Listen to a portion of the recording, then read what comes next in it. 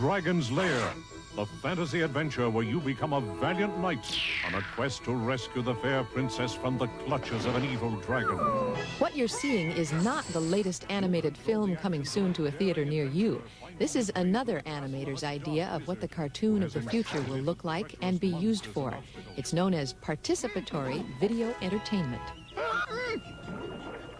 And if you've ever played video games at arcades, you know what that means.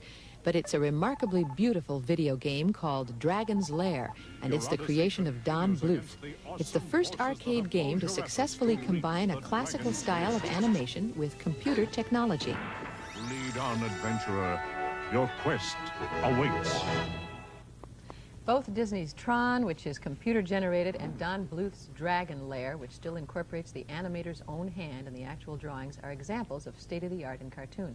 And today we're going to talk about what's current in the cartoon field, as well as what the future has in store. The animation director of Dragon's Lair, Don Bluth, is with me in the studio, and I'm thrilled to meet him because I just love cartoons, all to pieces. It's a pleasure to be here, Anne. It's nice to have you here. And if you thought that there was a little touch of Disney in some of the drawings in Dragon's Lair, or if you ever saw Secret of Nim and thought that that was a beautifully drawn piece, you did work for Disney for 10 years, right? Yes, I did. I worked 1 year when Walt was still there, and that was way back there in 1956. I was just out of high school. You were a sprout. A sprout, a real one. And then I left for so many years and traveled about and grew up a little bit and finally went back in 1971, and a total of 10 years I was there at the Disney studio. Well, show me what an animator does. Well, basically an animator is an actor. We have to remember that. He's a guy who loves to act, but he's too scared to do it on a stage. And he knows how to draw, so what the guy will do is he'll try and draw it. Ah. On motion picture film, I brought some drawings here that maybe will help illustrate that. Motion picture film, we have a lot of little tiny frames of film that go by your eye at the rate of 24 a second. Right here is a guy who steps over an obstacle, and each one of these drawings has to be drawn, which shows him stepping over there. Ah. And then he gets hit by a laser gun and turns into a little kid and screams. So what you're looking at really is a lot of work. Now this little scene here will last something like 1 second on the screen, and it took us maybe 4 days to draw it. So that's a lot of time, and it winds up costing you something like about $4,000 for just that little bit that I showed you. So which is why they're doing a lot of computer work in the Saturday morning version of cartoons. Now, those are not done this way, are they? No. And eventually we have to get that to color. We have to color each one of these separately and shoot them each separately on a camera.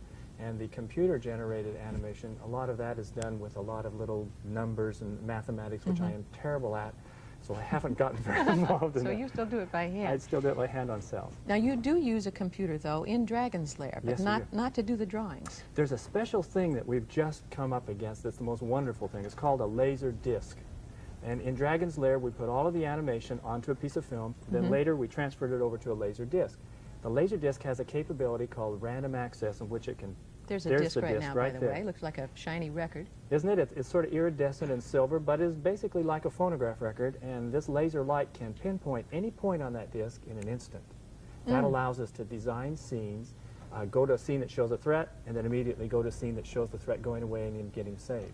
Ah. So if the player then, looking at the pictures that are on that laser disc, pushes the right button and moves the right joystick, he will cause the animation to be seen that's appropriate to his moves. And if he pushes the wrong button, well, you drop him through the... Right, and he loses his money, and, you know, and the industry goes on. Well, now, Tron was done with a computer actually doing the drawings, That's right. Somebody designed what they wanted it to look like, and the computer ran with it? It's a combination. See, I think that a computer is a tool, and no matter how you cut this thing, it's the human who is the artist, is the important part. Nice to know. Because you'll never replace the human part. As long as he can take that computer and make beautiful pictures, or we can take pencil and paint and make it beautiful pictures, it's really basically the same thing. It's how to use your tools.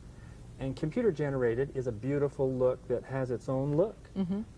Cell animation is my preference, and I simply like that, so I go at it that way. Oddly enough, we both cost the same amount. We cost about $100,000 a minute. Oh, my word. When you're looking at it, don't blink.